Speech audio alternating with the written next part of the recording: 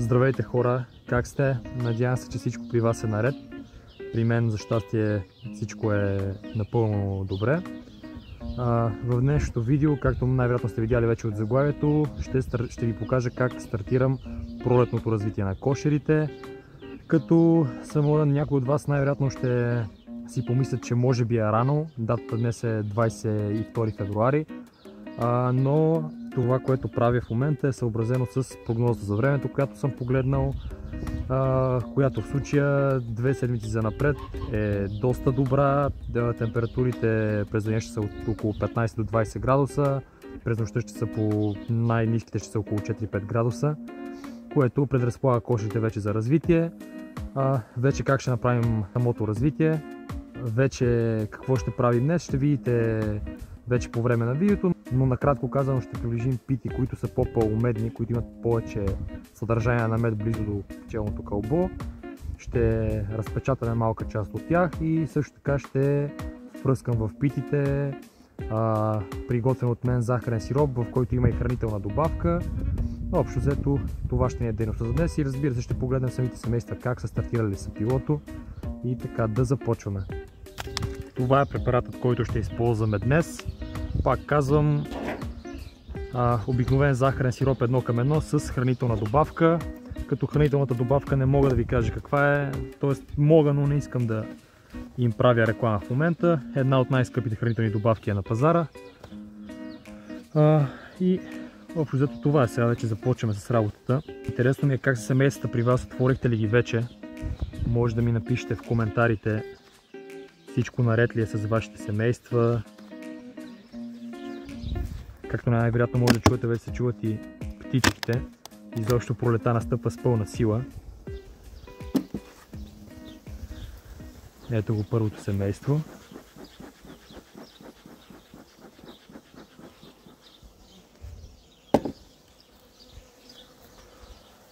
Това семейство си е по-центрирано.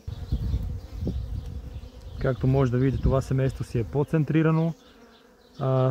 Само ще проверим има ли добър меден запас до самото кълбо. Ще разпечатаме една пита и ще впръскаме от сиропа.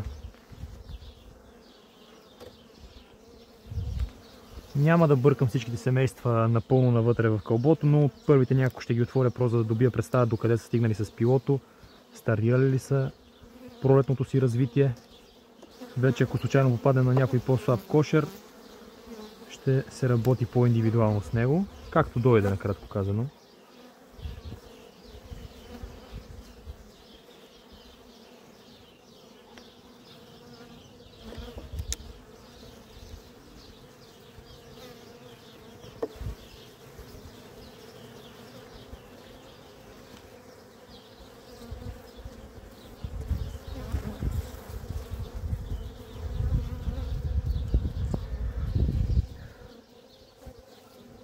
Както може да видите, предната част на питата пчеличките са изконсумирали вече, което е напълно нормално, но може да видите колко много меден запас имат назад. Изобщо, това и в минали видеа съм го говорил, но пчелите стига са здрави, не консумират толкова много мед през зимата.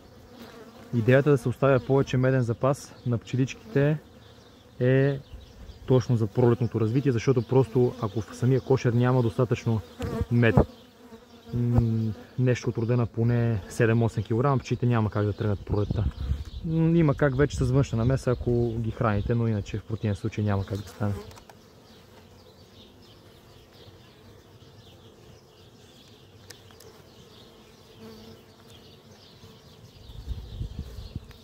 И тук вече можем да видим първите за тази година по-големи площи покрити с пило. И то вече запечатано пило.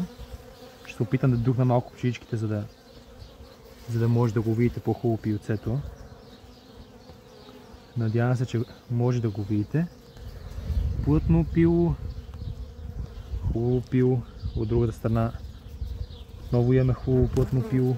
Може да видите и майката, която е с червена точка.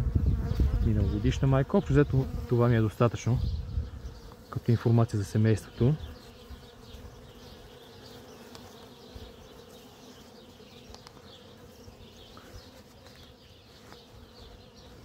Преди да го затворя, само ще разпечатаме, както ви казах, една пита с мед и ще напръскаме с сиропчето. Но семейството е доста добре. От към пчела изобщо много съм доволен от това семейство. Такива семейства ви трябват.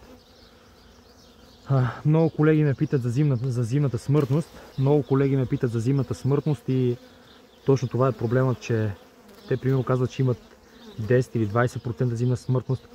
Самата зимна смъртност не е единственият проблем обаче. Щом имате този процент зимна смъртност, това автоматично означава, че другите кошери, които ги броите за живи, доста голям процент от тях също ще са до голяма степен по-слаби, по-болни и така нататък. Просто много се усложнява работата с тях, развитието е почти невъзможно. Каквото и да направите изобщо, ако в кошера са останали 2 шепи пчела, няма с какво толкова да му бъдете полезни, освен да го засилвате с пчели от други кошери, с пил от други кошери, което за мен е наистина загуба на време. Старайте се семействата ви да са здрави и със здрави семейства работа ви върви в пъти по-лесно. Ето тази пита ще разпечатаме. Аз използвам виличка за разпечатване. Има си по принцип специални приспособления за тази работа, но не знам аз. На мен виличката си ми върши перфектна работа. Може да видите как меда си седи абсолютно не кристализирал. Просто перфектно. Когато меда седи кристализирал в питите, мога да ви кажа, че да ги разпечатвате и да не ги разпечатвате, пак пролетното развитие просто ви се усложнява в пъти. Просто това в случая е един пресен мед, който ще свърши перфектна работа в пролетното развитие. Като вече дали медът ще е пресен или кристализирал, зависи от два фактора. Единият е, разбира се, източникът на медът, с който са зазимени пчеличките.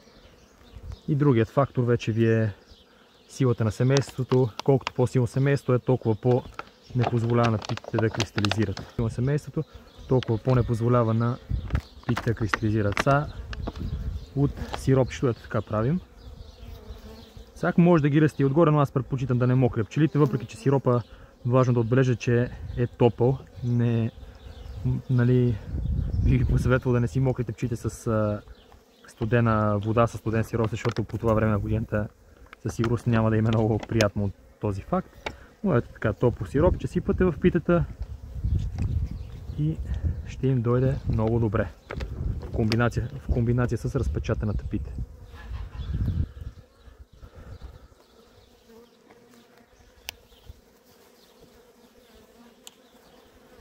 Общо взето това ще е от това кошерче. Продължаваме направо със следващия кошер, като ще видим дали той също ще е толкова силен, колкото е и този. Продължаваме със следващото кошерче. Не може да видите точно как е кълбото, защото вече го опуших, но кошерчето, за разлика от миналия кошер, не е центриран, той е повече в лявата част на съндъчето, но пък е още в предната част, което ни говори, че има доста запас. Сега ще протираме по същия начин, ще го отворим и това да видим как е пилото, стартирало ли развитието си като миналото кошерче. Ще разпечатаме една пита с мед и ще го пръснем с сиропчето. Да видим дали това кошерче ще е наред.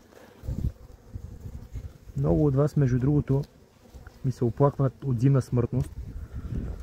Имаше хора, които дори ми звъняха на личния телефон да ме питат за съвети. Ами хора, трудно е да ви дам индивидуален отговор за това как да се реши проблем, който е съставен от толкова много компоненти. Както може да видите, аз почти нямам зимна смъртност. Ако кажа, че изобщо нямам, ще излъжа със сигурност, но в действителност зимната ми смъртност не е повече от 1-2%. И то дори не е смъртност, както ви показах в едно минало видео, по-скоро се случва някое семейство да осиротее, да остане без майка. Наистина, това, което мога да ви дам като съвет е: четете повече, гледайте видеа. Да, повечето видеа са на чужд език, за съжаление, но пък за това сега започна да качвам все по-често видеа. И общо взето се надявам, че с времето ще си решите различните проблеми. Пак казвам, просто няма как от раз да станат нещата. И аз съм бил в началото така, и аз съм срещал доста трудности и проблеми.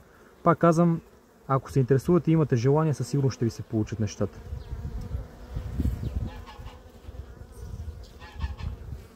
Ето тук вече пчеличките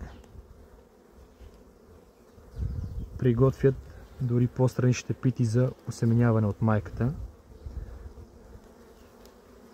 Полират килийките. Така. И тук вече започва интересната част. Може да видите запечатаното пило. Надявам се, че го виждате добре и че ме чувате добре.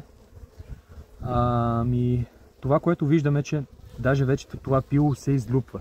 Тоест, тук майката на тази пита е снасила още от преди поне 20 на дни.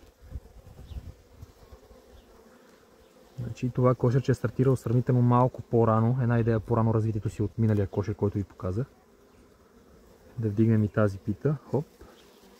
Тук вече може да видите по-голяма площ покрито запечатано пило. Ето е и майката. Тази майка, между другото, ми е с бяла точка. Стара майка. Тази година идва и нейното време за почивка. Ще бъде сменена. Като ще ви показвам, видя и как сменям майките. Защото и такива въпроси имаше. Кога ги сменям, как ги сменям и така нататък. Ще разберете лека по лека. Надявам се, че ще мога да продължа с видеята. Между другото, единственият проблем, за който се сещаме, че, както съм казал и преди, не се занимавам само с пчеларство.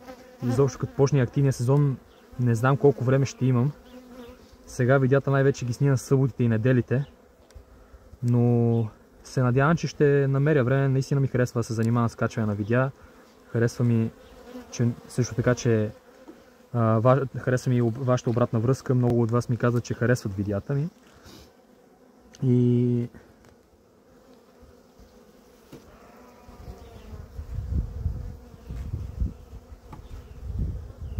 общо взето ще се радвам, ако мога да продължавам да правя тези видеа. Пак казвам, нещо, което най-много ми харесва в цялото това нещо с видеята е именно обратната връзка от вас хората.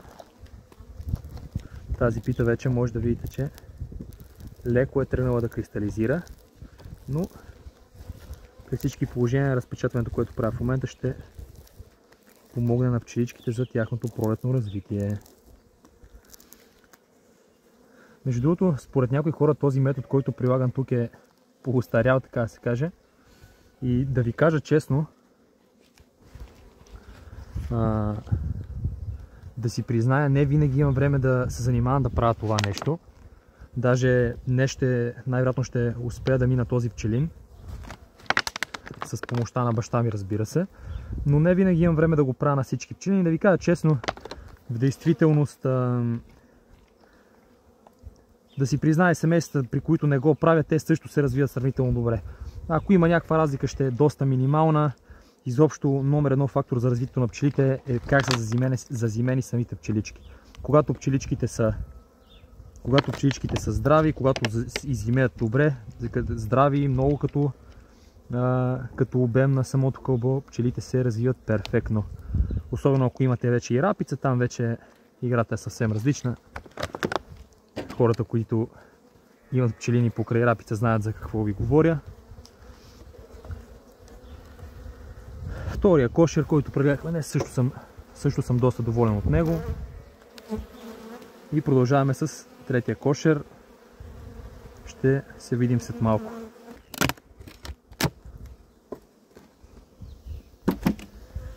Така, това кошерче, което отварям в случая, е миналогодишна отводчица.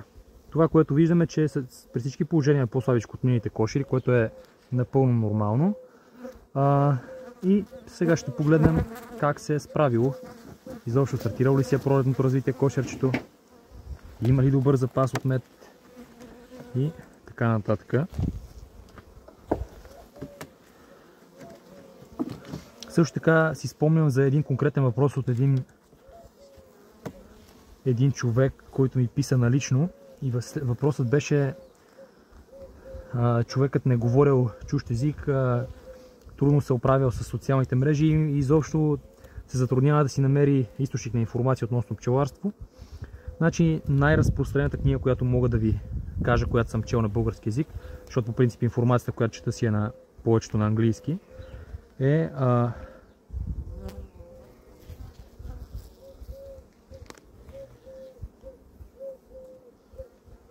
книгата се казва всъщност не мога да сетя точно как беше името, но ще ви я напиша някъде в долната част на екрана. Но тази книга е единствената, която съм чел на български език и горе-долу ми е допаднала, като книгата е по-подходяща за начинаещи. Ако сте на по-напредно, няма смисъл да я четете. Беше нещо от рода на календарен справочник. Нещо е такова, ще ви я напиша отдолу. Тук вече може да видим първите по-големи плочи с пило на това кошерче. Кошерчето, какво да ви кажа за него? Вие как мислите? На мен ми харесва. Може да видите колко много пило има, птичките са кротки. Медец има. Също нещо, което ми направи много голямо впечатление. Има доста пчелари, които лично по мое мнение си правят фалшиви профили. Но да, много хора ми писаха налично, че показвам само най-добрите кошери, че и тук може да видите колко доста пило има, че съм бил показал най-добрите кошери, че не показвам истината и така нататък, пък това изобщо не е истина. Вие както може да видите, аз ви бях показал примерно един кошер, който беше доста недружелюбен, доста агресивни пчели и така нататък, така че изобщо това не е истина. Също така, че съм имал, няма как да нямам смъртност, че малко или много ви показвам само семействата, които нямат проблеми. Пак казвам, това за мое щастие далеч не е така, който иска да вярва. Пак казвам, всеки си има право на нея, разбира се, аз не им се сърдя на хората, разбирам ги, че като имат смъртност, стандартният български менталитет за тях е по-окей, ако и другите хора имат смъртност, но просто в моя случай наистина ви казвам, ето вижте колко много мед, който изобщо не е трябвало да кристализира. В моя случай пак ви казвам, просто няма такова нещо.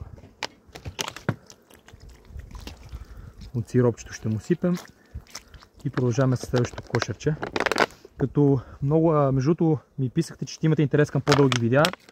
Единственият проблем е, че просто като снимам видеа не мога точно да се съсредоточа върху работата си, става много по-бавно. Ще видим и това как ще го направим. Може би ще трябва да си взема видеооператор или нещо от сорта, ако искам да правя по-дълги видеа, който да ме снима отстрани.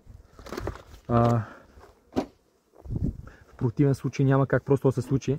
Пак казвам, много повече се забавям по този начин и изобщо много по-трудно ми върви работата. Но ще се опитвам да съм максимално по-дълги видеята.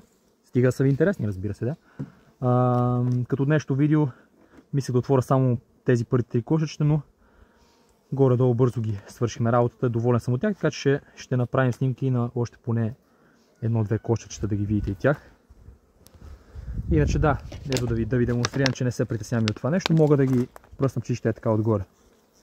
Абсолютно никакъв проблем нямате да го направите. Стига, разбира се, сиропчето да е по-топличко. И така, продължаваме с следващия кошер.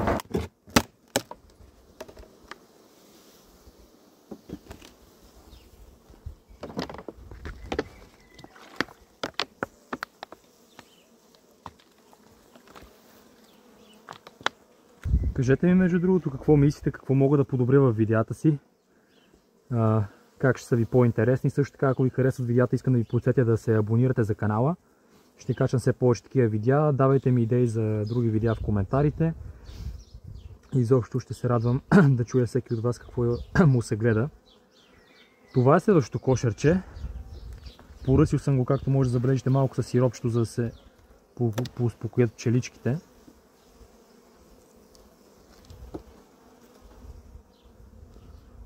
Вижте само за какви пити смет говорим.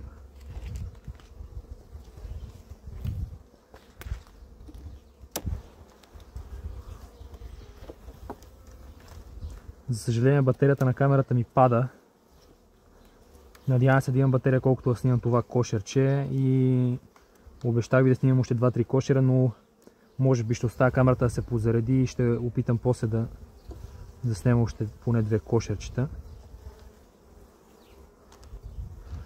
Следващото видео, което ще мога да направя, може би ще бъде в неделята. Може би ще правим също нещо на другия пчелин. Ще видим как ще е времето, дали ще... Ако времето е хубаво, най-вероятно ще го направим видеото. И тук може да видите пак пилците, защото пилото навсякъде е тръгнало. Тук е малко шарено, има както запечатано, така има и пило, което си е още на ларви.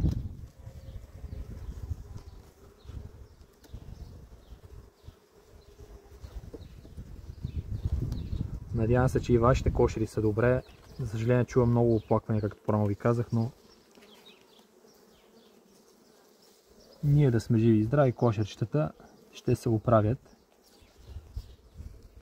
Ако са избутали до сега, да ви кажа, най-вероятно кошерчета ще презимуват. Особено и друг път съм ви го казвал, че да, нищо не се знае и март месец е коварен понякога, но за мен стигнат ли кошерчета до февруари месеци да са си добре от към пчели, от към медни запаси, това говори, че птичките са здрави, това пък от своя страна говори, че март месец няма да ги бутне пчеличките. Така. Сега нека да видим, интересно ми е тази пита дали е кристализирал меда. Ако трябва да бъде, че се знам отговора и преди да съм я разпечатал, защото просто познавам питите по самата запечатка. Както може да видите, леко тук долна част тръгнал да кристализира, но повечето мед си е сравнително течен. Изобщо супер е питата. Ще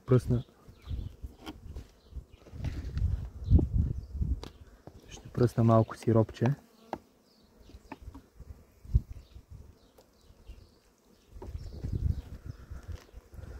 Трябва да бъда честен, мен не ми е толкова за самия сироп, който сипвам, колкото за добавката, за която ви казах. Доволен съм всъщност от тази добавка, освен пролета и есента третирам с нея. И в действителност мога да кажа, че не съм имал проблеми с нозематози и най-различни подобни неща. Дали помага, не мога да кажа със сигурност, но пък със сигурност не им вреди.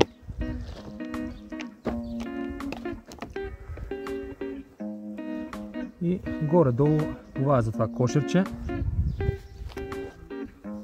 Връщаме опитите и това ще е от това кошерче, защото и това ще е всъщност и от мен за сега, защото просто нямам батерия на камерата, батерията на камерата ми пада. Ако успея да заредя после, може да снимам още 2 кошерчета.